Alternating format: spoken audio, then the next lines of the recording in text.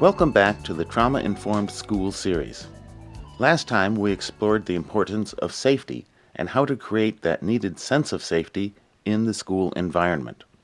This module will focus on the importance of relationships in ameliorating the effects of trauma and in creating a climate that supports healing and learning. If you are an adult who provides a safe, calm, and caring environment for students in your school, you make a positive difference. Supportive relationships buffer trauma. Even if your relationship with a student never addresses or mentions trauma, the fact that you are providing a relationship that is not coercive, controlling, or power-oriented, that can be counted on, that is genuine and responsive to the child, this provides a corrective normalizing experience for the student. This can help the student learn that there are people who are safe and who can be trusted. This can change a child's negative worldview. Think of one person in your life who made a difference for you, perhaps mitigating an adverse experience. What was it about that person that made the relationship important to you? Reflect for a minute.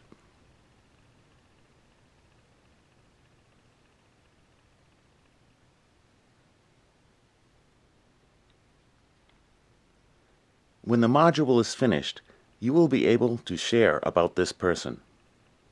All relationships are not created equal. There are things you can do to improve the quality of your relationships.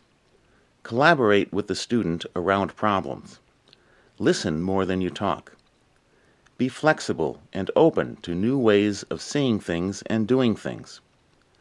Don't take it personally if someone is in a bad mood or says something thoughtless or in anger. Model self-regulation and self-care for your students. Some teachers wonder about not personalizing or letting inappropriate language slide. Being calm and empathetic, not personalizing, does not mean ignoring disrespect. It is not generally productive to address inappropriate language when a student is out of control.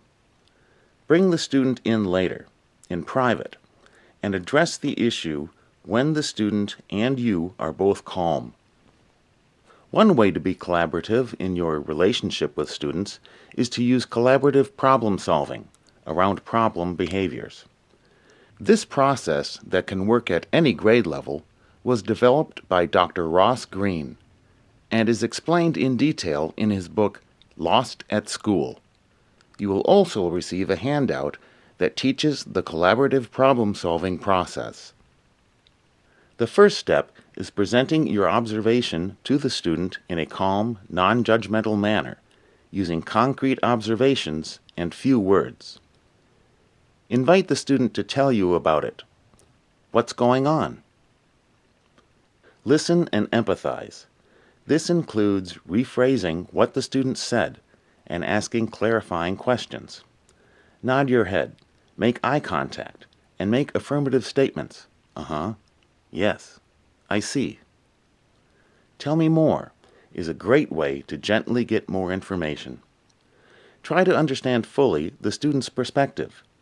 Don't offer advice or possible solutions at this stage because that tends to shut down the dialogue. Remember, even if you may not agree with the student's perspective, you can still work to understand it. Don't try to change or reason with the student's perspective. That is not part of this process. When you think you understand the student's perspective, summarize the problem, stating the student's behavior, the student's perspective, and why the behavior is a concern to you. Invite the student to think of some solutions to the problem. Be open-minded. Your student may come up with ideas that you wouldn't have thought of. Be willing to try. If the student can't think of any ideas, suggest that they and you could both think about it and meet again the next day. If the student can't think of anything the next day, you may offer a few ideas. Together with the student, pick a plan to try. It's critical that the student truly has a say and feels a real buy-in. Decide how you will be able to tell if the plan worked and when you will meet again to evaluate it. Let's listen to a brief example of how the collaborative problem solving might work with a high school student. Could I speak with you for a moment, Samantha? Sure. I've noticed a change. You used to be in class before the bell, talking to your friends. The last couple of weeks, you came to class late and just put your head down on your desk. I'm worried. What's up? Oh, I just have family problems. That can really weigh on a person. Notice that the teacher stayed with empathy and did not add the advice, but it's important to leave those problems at home when you're at school. My mom's having money problems. I'm so sorry. That can really stress a whole family. You must be worried. Again, there is empathy, but the teacher does not give advice, such as, you know that's your mom's problem. Your priority needs to be school. Yes, and I took a job after school to help out. I work until midnight, so it has been really hard to get up these last couple of weeks. It's really important to you to help your family. I admire that. I also worry that you might be neglecting yourself. It's hard to learn when you are tired in class and come late. I wonder if there's anything we would do to improve things so your grades don't suffer. What would really help me is if I could transfer to an English class that meets during my 4th hour study hall and then come to school 2nd hour. That sounds like something you could talk to your counselor about. If it turns out that it's not possible, maybe we could think of something else. Could you let me know when you find out? Okay, I'll tell you tomorrow after class. Remember, empathizing with someone means you understand, not necessarily agreeing. Let's listen to an example of how the collaborative problem solving might work with an elementary school student. Destiny, I notice you have not been bringing back your homework. What can you tell me about that? I hate homework. When I get home, I just want to have some fun with my friends outside. I know. Playing outside is important and fun. And friends are very important too. Notice the empathy and not adding the advice, but homework should come first. Plus, I don't understand that math, and my mom never helps me. You need some help understanding your homework without adding any advice. Yes, I don't get it. So you haven't been doing your homework because you don't understand it, and you don't have anyone to help you, and you really like playing outside with your friends. Is that right? Yes. And I'm really concerned that you need to do your homework to help you understand your work and so you can keep up your grades. Can you think of what we could do to solve this problem? Maybe I could stay after school a little, and you could make sure I understand it. I think that might work. We could try it for a week and see if it works. Do you think you can talk to your mom about it? Or would you like me to call her? A way to extend the power of relationships beyond the immediate environment is to use a transitional object. A treasured item, given by someone important, serves as a symbol of the relationship, a tangible reminder that someone cares.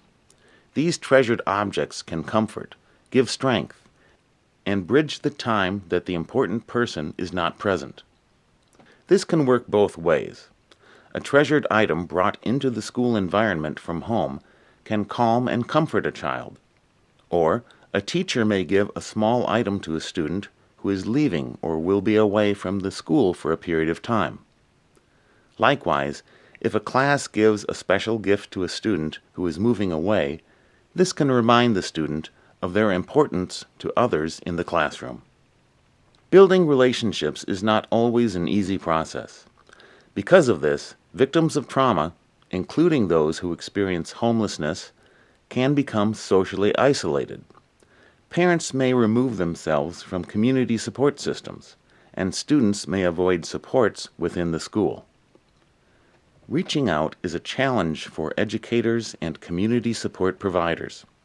Sometimes breaking through isolation can be as simple as asking the question, "What is something that would help you the most right now?"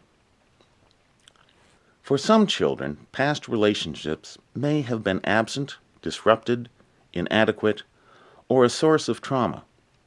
Positive relationships are essential to mediate the effects of earlier or even current negative relationships. Positive relationships may also change a child's worldview that people will hurt you and cannot be trusted. Even one positive relationship can be enough to build a child's resilience. A child's knowledge that one person truly cared about them can remain in that child's heart through many, many years and change the way they view themselves. You could be that person for a child you know. Research shows that positive relationships are a significant mitigating factor, or buffer, to the results of adverse life experiences. Children who have been traumatized need to learn or relearn trust.